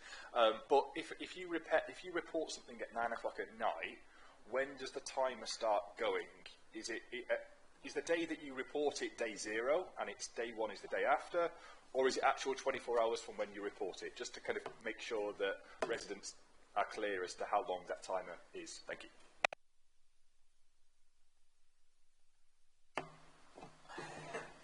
Yeah, so the clock does start ticking when it's reported. So in those cases, it will go to out of hours, and the clock will start ticking, and they will instigate a make safe and complete the emergency order within 24 hours. Councillor Dilks? I just wanted to sort of add, if I can, it is a maximum of 24 hours for those catastrophic failures. We will, under the repairs timescale I'm reading, it's emergency repairs. We will try to get there within 4 hours, where practical. But it'll be a maximum 24 hours before we make it safe. Sorry, we'll make it safe within 4 hours, but maximum 24 hours before we actually, might be able to do the repair. I hope that's helpful. Councillor Bailey, do you want to come back on this at all? No? Okay. So any other comments at this stage? Councillor Lane? Thank you, Mr. Chairman. It's just on the, going back to the not doing reactive repairs if someone hasn't let us in. Just to check that that doesn't then put us in direct conflict with the compliance requirements on timescales for reactive repairs in 2.4, sorry, not 2.4, 3.1. I'm assuming that when you've let us in to do your electric certificate is classed as a timescale. Is that right? Have I got this around my neck? I think thank you, Mr. Chairman. What we're saying is that for urgent repairs, there are certain repairs we have to carry out. So in Appendix B, those are repairs we have to carry out in certain timescales. The ones that aren't included within that category, then therefore we won't carry them out unless people have actually got the required certificates in place. So on page 66 and is that of your report pack? Yeah, 67 of your report pack. What we've got in here is some other timelines. So we've got the right to repair timelines, which we have to stick to because that's what we're told to do. We've then got emergency repairs, which initial attendance within 4 hours and make safe within 24. We're not considering the not having those certificates in place don't fall within that category. It's the ones that are non-reactive repairs, so non-urgent repairs. We're saying unless you've got those certificates in place, we're not going to come in and complete those repairs because we have to ensure the safety of our own officers. And so anything that falls within Appendix B, we have to do on the basis the tenant lets us into the house, the property. If they don't let us in, then those timelines obviously can't be held to those timelines. And urgent repairs, emergency repairs, we will carry out within 4 hours and make safe within 24. That does not apply to the, if you haven't got your certificate, that is non-reactive repairs. So, I don't know, a door that sticks maybe. We're not going to come and sort your door out unless you've got the relevant certificates in place. Okay, thank you for that. Does anybody else want to come in? Okay, I'm looking around at the fatigue on people's faces. So at this stage, is anybody prepared to propose that this is accepted by Cabinet? Or recommended, sorry, recommended to Cabinet. You're proposing that, Councillor Kelly? Thank you very much. Thank you. We've got various seconders. All those in favour, please. That is unanimous. Thank you very much. Okay, so thank you for that. So work programme, obviously continuing 2024-25 at this stage. So for January, I just want to clarify this. There may be a report about cladding, maybe. However, it may be too soon to get that before the committee for the January meeting. Philly's going to let me know early January whether that's feasible or not. If it's not feasible, it goes to the March meeting. Okay? Yeah?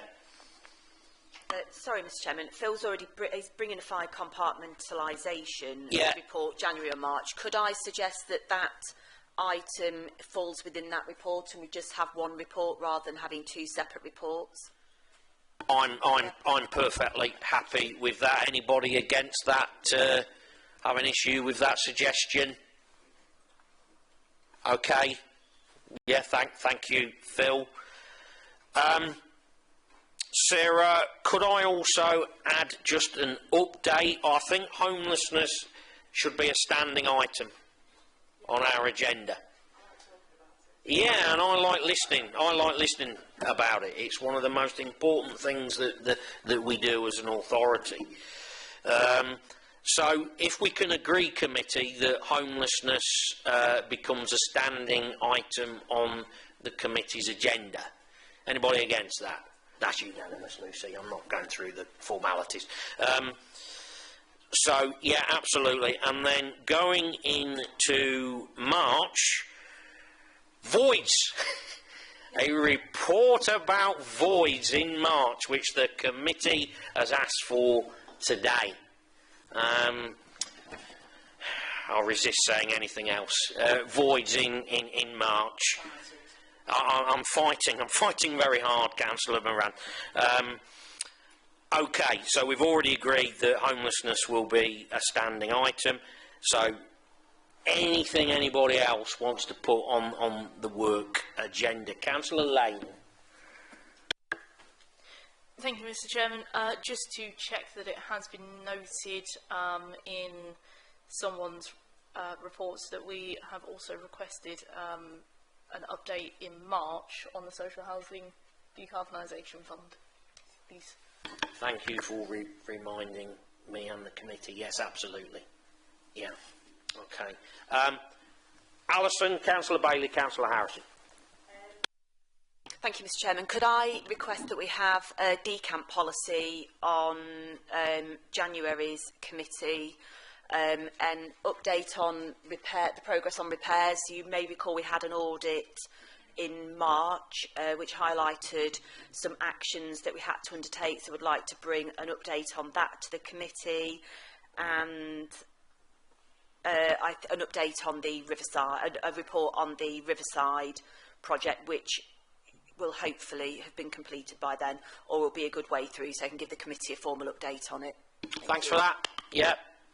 Councillor Bailey. Is it possible to have a quick verbal update on our response times to our housing inquiries email address?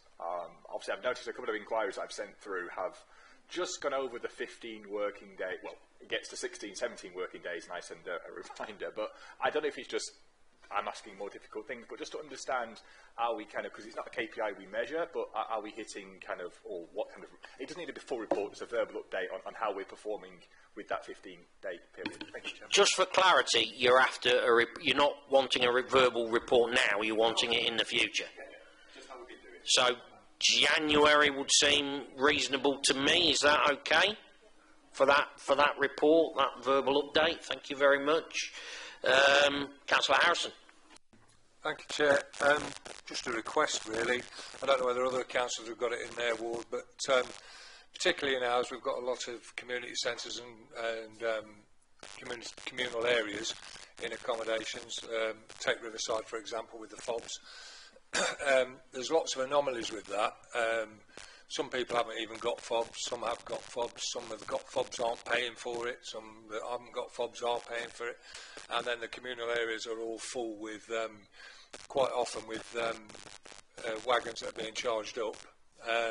So there could be a health and safety issue there. So I just wonder whether somebody could look into that, please, and probably come back to us on it.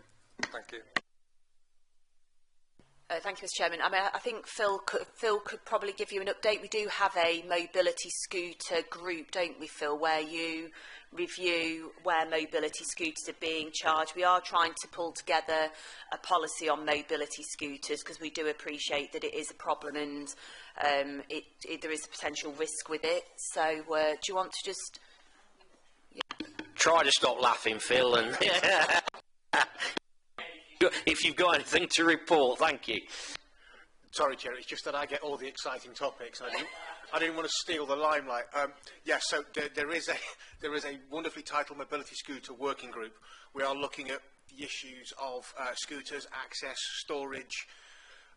It does actually form part of the fire strategy because there are obviously significant risks with scooters. So there isn't a really exciting update I can give you right now. I can give you an update after the next meeting. We are very close to having a policy process document that we would like to bring forward, and then obviously welcome questions and challenge so that we can move it on. But it's not quite ready yet. But if you'd like me to bring it here or when it's ready, we can obviously do that. Please, when it's ready. Yeah. Okay, Councillor Harrison. Yeah, and then it's just a check on the charges that people are being charged and aren't charging, that sort of thing. That could be done as well. Thank you. Okay, last opportunity then for putting things on the work programme. Councillor Kelly. Just to say that Alison is hoping that the government will tell us what the money deal will be for the rough sleepers. The actual money we now have runs out in March, so on the March one we probably need SK's new strategy for rough sleepers going forward, won't we?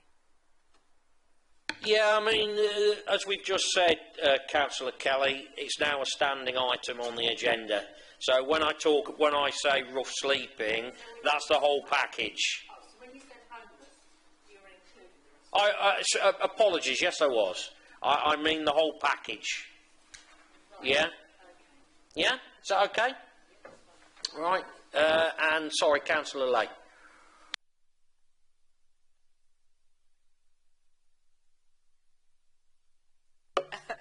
I've written down Wave 3 funding to be discussed again at the March meeting. Do we have that on the work programme? Yeah, okay, thank you.